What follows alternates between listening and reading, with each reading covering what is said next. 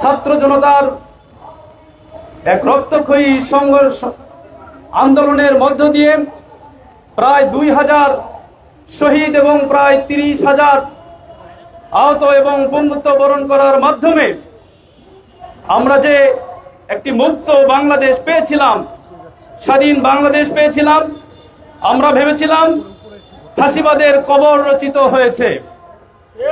কিন্তু 36শে জুলাই পরবর্তী বাংলাদেশের রাজনৈতিক অঙ্গনে একটি মহল দখলদারিত্ব আর ক্রেডিটবাজির রাজনীতি শুরু করে তারা মনে করেছিল যে হাসিনার পতন হয়েছে, এখন এই দেশ এবং দেশের সবকিছু আমাদের, যে যার মতো করে লুটেরার মতো লুট করে আমরা সব আবার হাসিনার মতো করে এই দেশকে ভোগ করব, সেই রাজনীতি তারা শুরু করেছিল।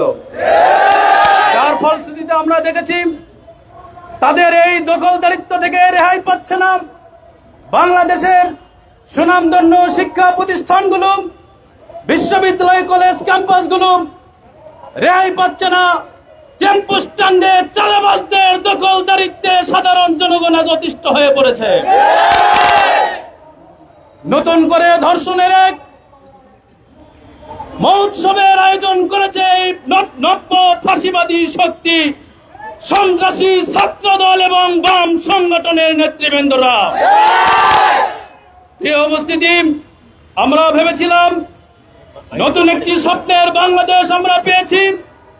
ছাত্র জনতাকে দেশের সকল মানুষ কাঁধে কাঁধ মিলিয়ে আমাদের এই প্রিয় মাতৃভূমিকে আমরা পৃথিবীর মানচিত্রে একটি উজ্জ্বল দৃষ্টান্ত স্থাপন করার স্বপ্ন আমরা দেখেছিলাম।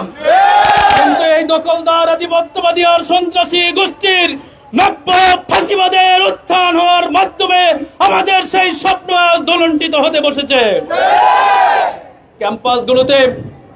ক্যাম্পাসগুলোতে শিক্ষার্থীরা তাদের ন্যায্য অধিকারের ভিত্তিতে, ন্যায্যতার ভিত্তিতে যখন হলগুলোতে আসন বরাদ্দ পাচ্ছে, তখন অছাত্র এবং সন্ত্রাসী এই সংগঠন, ছাত্র দলের সন্ত্রাসীরা নিজেদের মধ্যে হল দখলের ঘৃণা ষড়যন্ত্রে মেতে উঠে দফায় দফায় ক্যাম্পাসে সংঘর্ষ বাঁধিয়ে ক্যাম্পাসের পরিস্থিতিকে অস্থিতিশীল করার ঘৃণা ষড়যন্ত্রে মেতে উঠেছে। আমরা দেখেছি সরকারি তিতুমির কলেজে হল দখলের এক ঘৃণা ষড়যন্ত্রের অংশ হিসেবে এই সন্ত্রাসী সংগঠন নিজেদের মধ্যে দফায় দফায় সন্ত্রাসী সংঘর্ষের নজরানা পেশ করে তারা জানান দিয়েছে তারা আবার ছাত্রলীগের ভূমিকায় ক্যাম্পাসে অবতীর্ণ হতে চায়। দেশের ছাত্র সমাজ রক্ত দিয়ে দেশকে স্বাধীন করেছে, ছাত্রলীগের নতুন রূপ দেখার জন্য নয়। প্রয়োজনে আমরা আবার জেগে উঠব, ছাত্র সমাজকে সাথে নিয়ে আবার দুর্বার আন্দোলন গড়ে তুলব। ক্যাম্পাসে নতুন করে আর কোন সন্ত্রাসের জায়গা আমরা হতে দিতে চাই না। প্রিয় উপস্থিতি, ছাত্র দলের এই সন্ত্রাসী সংগঠনের তারা ইসলামী ছাত্র শিবিরকে নিয়ে ভিন্ন পরিকল্পনার অংশ হিসেবে প্রতিদিনই নতুন নতুন ট্যাগিং এর রাজনীতি করে যাচ্ছে। আমরা বন্ধুপ্রতিম ছাত্র সংগঠন হিসেবে বারবার তাদেরকে সতর্ক করার পরেও তারা তাদের এই ষড়যন্ত্র থেমে রাখছে না। কাজেই তাদের মুখোশ আজকে উন্মোচন করতেই হবে, এর কোনো বিকল্প আমরা দেখছি না। গতকালকে আপনারা দেখেছেন পাবনায় ধান চুরি করেছে চোরের দল, ছাত্র দল। আপনারা দেখেছেন বরিশাল জেলার সহসভাপতি সবুজ হোসেন নামে এই লম্পট ছাত্র দল নেতা এক এসএসসি পরীক্ষার্থীকে ধর্ষণ করার ধৃষ্টতা দেখিয়েছে। যশোর জেলা ছাত্র দলের বিজ্ঞান ও প্রযুক্তি বিষয়ক সহ সম্পাদক সাইফুল ইসলাম রাবাকে আমরা দেখেছি এক তরুণীকে প্রকাশ্যে ধর্ষণ করেছে। সুতরাং তার যদি ধর্ষণের এই কাজ, যেই কাজ এতদিন ছাত্রলীগ করেছিল, জাহাঙ্গীরনগর বিশ্ববিদ্যালয়ে ধর্ষণের সেঞ্চুরি করে মিষ্টি বিতরণ করে তারা ধর্ষক হিসেবে নিজেদেরকে আখ্যা দিয়েছিল, সেই ধর্ষকের জায়গায় যদি সেই শূন্যতা যদি ছাত্র দল পূরণ করার জন্য চলে আসে, তাহলে দেশের ছাত্র সমাজকে সাথে নিয়ে দর্শকদের মোকাবেলা করার জন্য ইসলামী ছাত্র শিবির জীবন বাজি রেখে ভূমিকা পালন করে যাবে। আমরা দেখেছি ছাত্রদলের সন্ত্রাসীরা যে কোনো ইস্যুতেই ইসলামী ছাত্র শিবিরকে জড়িয়ে প্রোপাগান্ডা, মিথ্যা অপপ্রচারের পথ বেছে নিয়েছে।